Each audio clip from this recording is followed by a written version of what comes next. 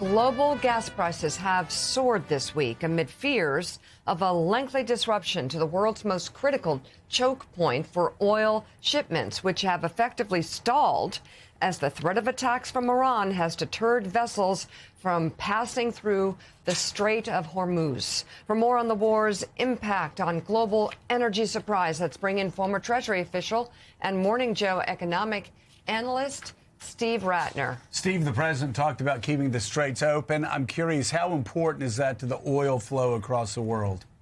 It's critically important, Joe. So let's just take a look at a map to orient people. First, here's a map of the Middle East.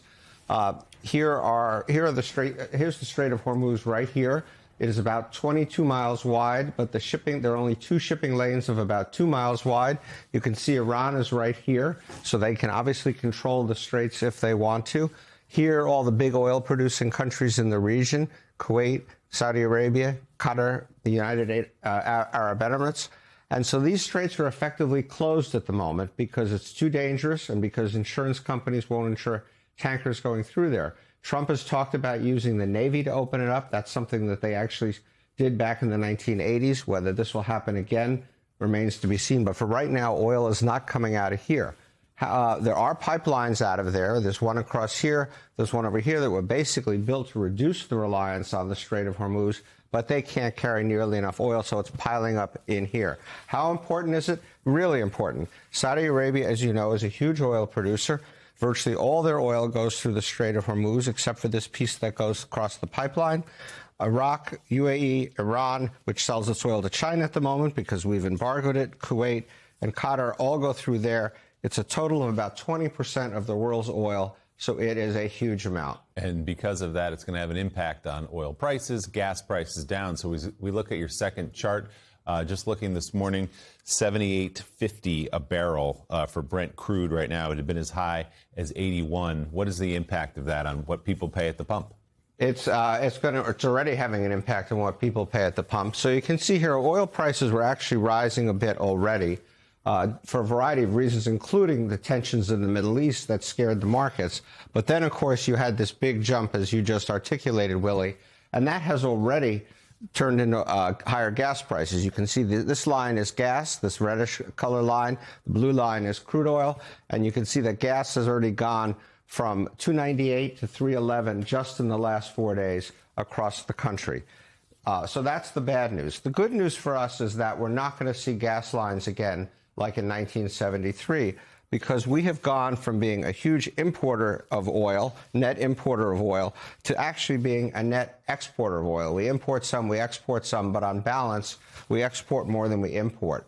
So supply is not our problem. But because oil is a worldwide commodity, it trades at a worldwide price, we do feel the impact on prices, but we shouldn't feel the impact on supply.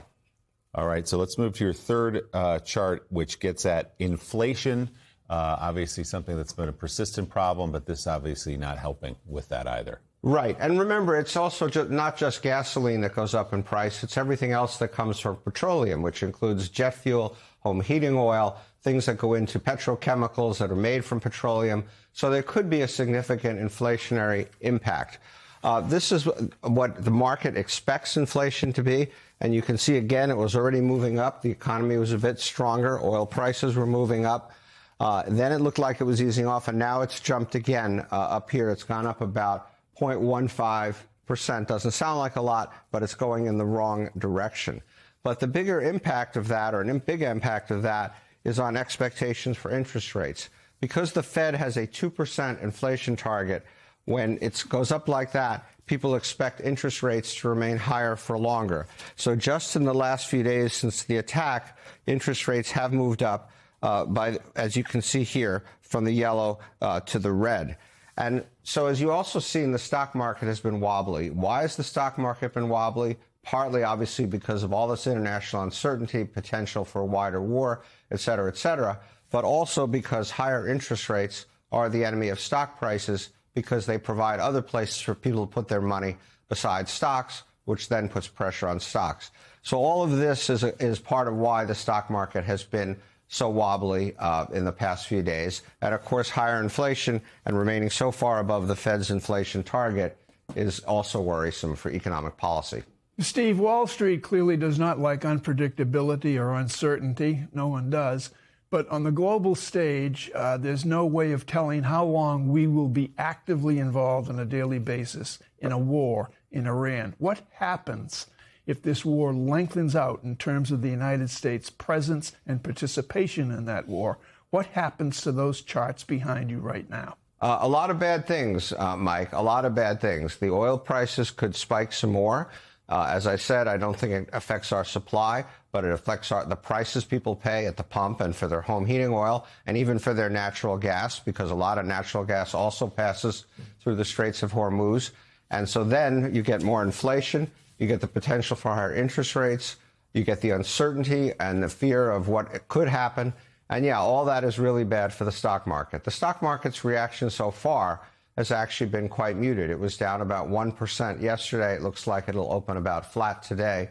That's a pretty benign reaction given everything that could have happened. But the potential for a much bigger stock market disruption is certainly right there if this war were to widen out or if something unexpectedly bad were to happen to us, to our troops, to the whole Middle Eastern situation.